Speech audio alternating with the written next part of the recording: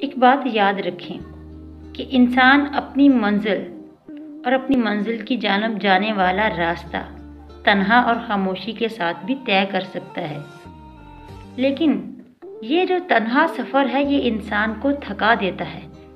اور آپ کی منزل کی جانب اٹھنے والا ہر قدم آپ کو کٹھن اور دشوار معلوم ہوتا ہے۔ اور بعض اوقات تو ایسا بھی ہوتا ہے کہ انسان تھکن سے چور ہو کر اپنا سفر روک بھی دیتا ہے، لیکن اگر اسی لمبے سفر میں آپ کے ساتھ اگر کوئی سچا، مخلص اور خیال رکھنے والا ساتھی موجود ہو